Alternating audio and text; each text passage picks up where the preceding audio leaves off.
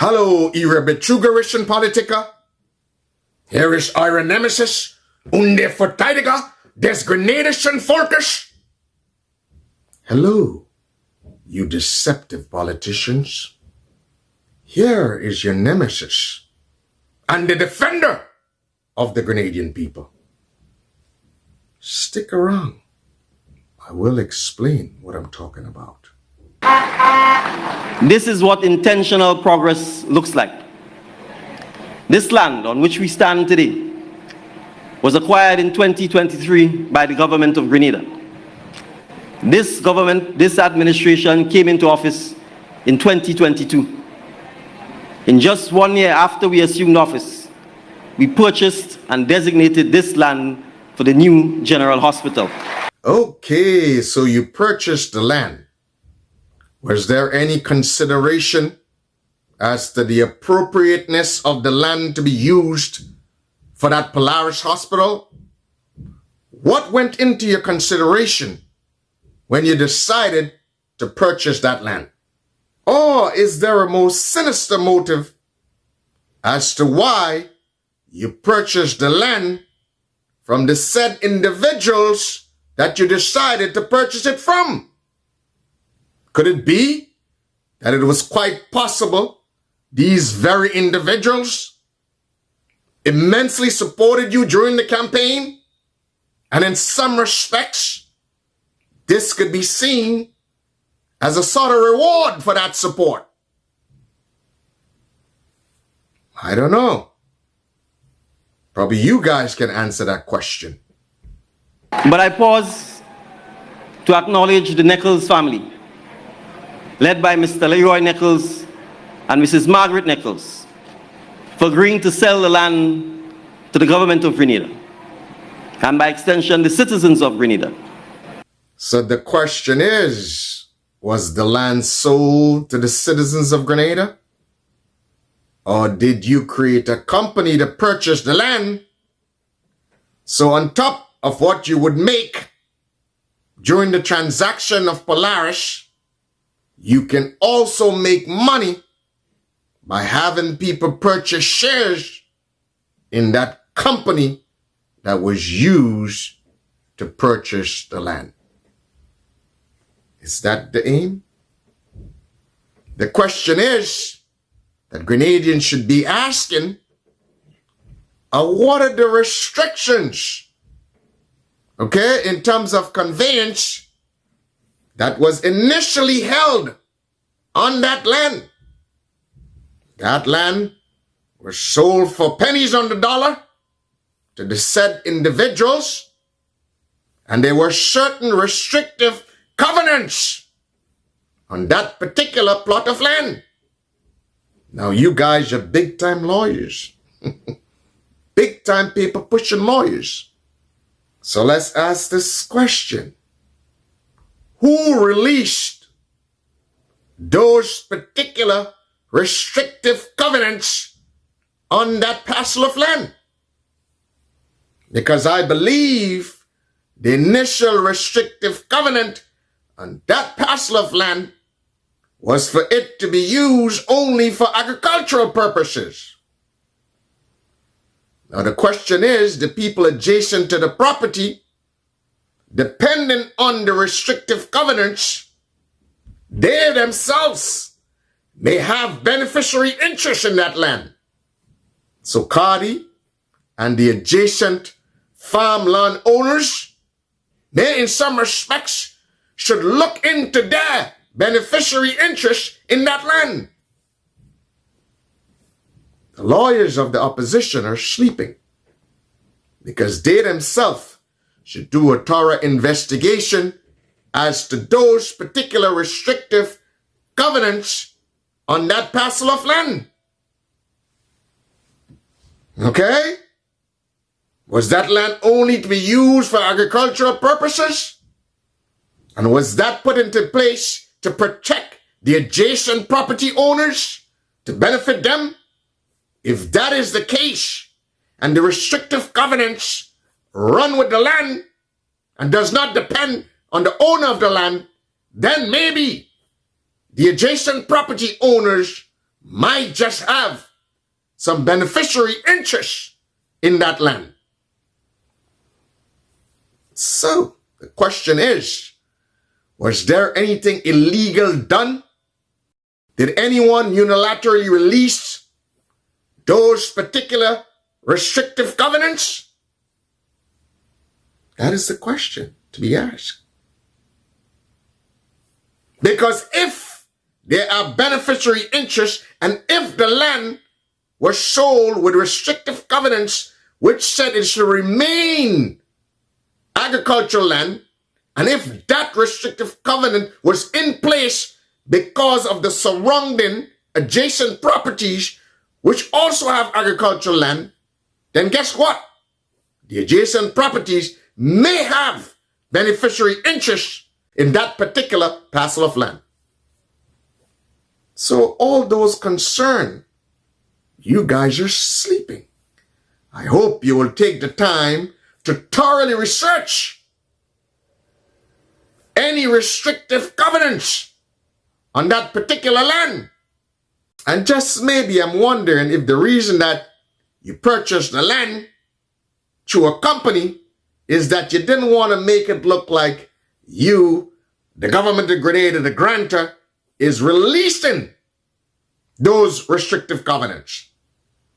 But you paper-pushing lawyers, you see, you all think that you guys are smarter than every Grenadian. And in some respects, those who are deceived allow themselves to be deceived. As a matter of fact, you don't even deceive them. It's too easy. They deceive themselves. And on top of deceiving themselves, they applaud themselves for being deceived. As I said, you paper-pushing lawyers think that you're smarter than everybody else. And for keeping this land intact since 2013, and for not cutting it up and selling it off in plots. Again, do not try to deceive the Grenadian people and have them believe that the owners of the land did not cut it up and sold it into parcels because of some noble love of Grenada. Oh, they didn't subdivide the land because they wanted to keep it so they could wait. They knew Polaris was coming, okay? And they was going to wait so that you and your crew could start Polaris. Let's cut the nonsense, okay? They did not subdivide the land because the restrictive covenants of the initial conveyance was that they could not divide up the land and the land should be put to agricultural use or for the distillery or whatever, which is considered partly agricultural use. Okay? So do not insult the intelligence of the Grenadian people. You can play those Mickey Mouse games, the people who are present, because again, they deceive themselves because they want to be deceived. They like being hoodwinked. They like being bamboozled. Okay? And again, they applaud themselves for being hoodwinked and being bamboozled. But this was no noble act by the people you refer to in your speech. Okay? By the Neckles. This was no noble act of theirs. I understand why the gentleman held on to the land. He wasn't doing anything agricultural, or he couldn't do anything agricultural. The people told him that, hey, building that distillery and all that drainage issues and floodplain, that would be construction-wise a nightmare, and you'll have to pump too much money into it to get it done. So, of course, I like to call the gentleman the old drunken master. And the reason I call him drunken master is not because he liked liquor. It's because the gentleman who owned that land is like a fox. He's pretty willy. So, of course, during the last campaign, he saw some, in some respects at the time, naive and thirsty young politicians. So he says, there is my opportunity. I am going to help them out and possibly fund their campaign. And I know I am going to cash in if they win. It was a chance he took, and it worked out relatively well. So then he came and must have probably said, hey, well, you know, I kind of took care of you in the campaign. Now it's time to pay up.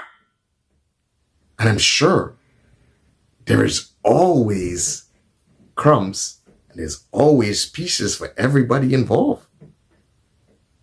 So who wouldn't be willing to purchase the land from him? It's quite possible that might have been the deal.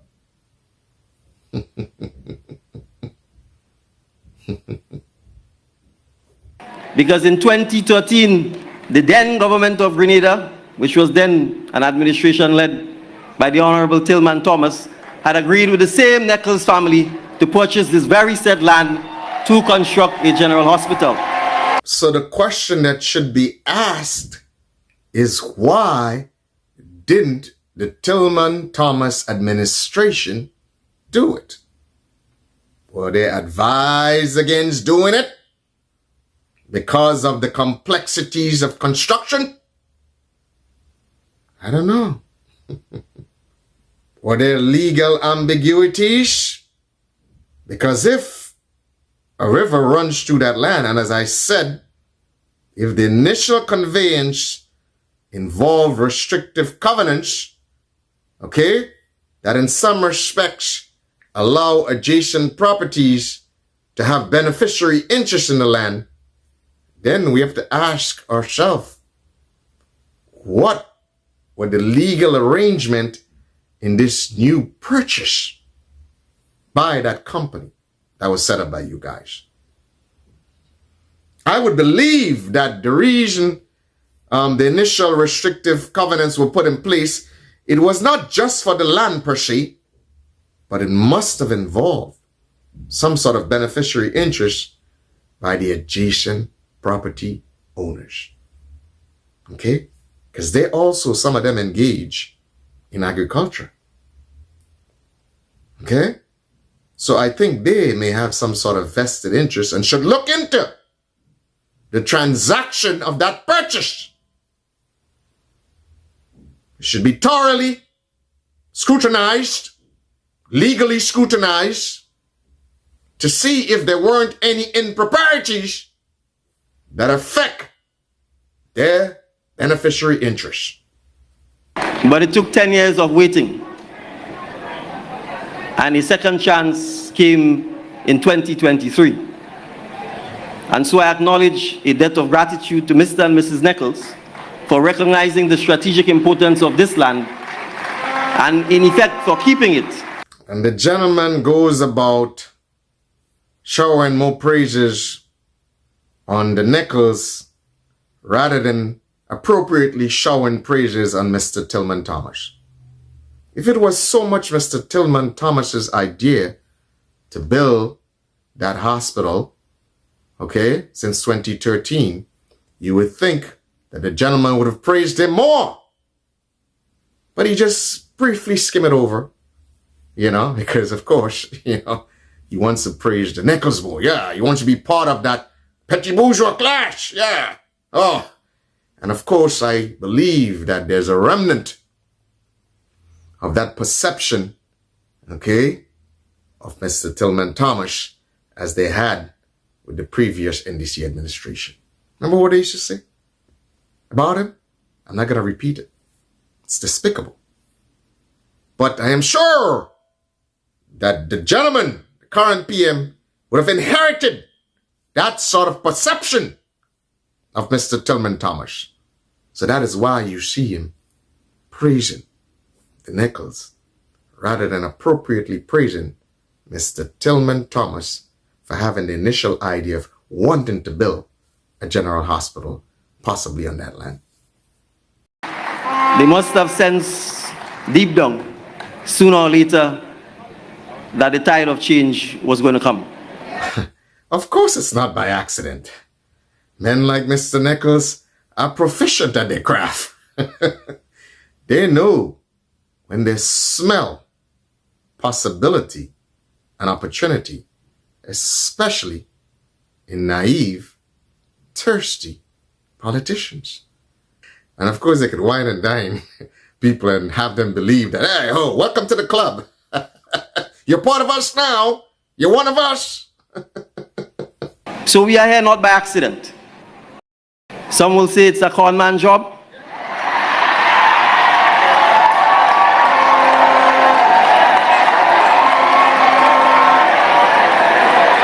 Some will say it is pie in the sky. We have moved from concept to blueprint, and from blueprint to breaking ground today. And the lie detector again says that that was a lie. The gentleman says that we have moved from concept to blueprint to breaking ground today. The gentleman looks squarely into the face of the people at that so-called groundbreaking, looked squarely at the Grenadian people and basically lied to them and misrepresented what was taking place.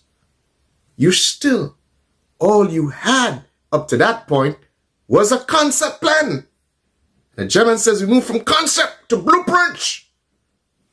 And blueprint, for those of you who don't know, is an old-fashioned way of saying architectural plans. Because back in the days, they used to use ink. Ink on the paper. But now we have AutoCAD and all these different drafting programs, so you can print it out and stuff like that. But the gentleman said, we moved from concept to blueprints. So the gentleman's saying that they have blueprints. They have architectural design plans, basically. The gentleman says that to the Grenadian people. And the Grenadian people present that day applauded that. It's just, it's sad. It is heartbreaking that no one had the guts to say or call this out. What sort of society are you guys living in? What sort of society is that an administration could come on a platform and lie squarely to your face and you applaud being lied to? Wow. It's just amazing. So the bottom line is this. It is quite obvious that all of this, as I have made a plethora of videos on this Polaris, but more and more as you continue to delve into this, you realize the depth of deceit. It is just a travesty. From sale of land, that's muddled with deceit, to company opening to purchase the land, to actual telling the Grenadian people that, hey, look, we went from concept plan to blueprints and now to groundbreaking. What a sham. History would be unkind to these people. This is going to go down as one of the greatest sham sprung on the Grenadian people. I promise you. So as usual, if you enjoy our program, please share this video with your friends, your family, and your associates. Feel free to comment below. Like and share the video so that we can bring awareness to as much as possible Grenadians far and wide. And through that awareness, can educate them a bit. And through that education, we can liberate our people from the shackles of charlatans and imposters. If you're looking for a good workout and you're trying to get that sexy bod for the summer, then look no further. Take a look at this hardcore workout that'll get you in shape for your summer bod. At Caribbean Issues, we care about your health and wellness. That's why we have taken the time and effort to research, formulate, and create a complete daily strength system just for you. Yes, you. Everyone can use it, for beginner to advanced. Fully interactive with exercise cues, timers, audio motivation, end of exercise alerts, schedule, progress recording, and tracking, and more. It all works without the need for internet and on your computer, tablet, and mobile devices.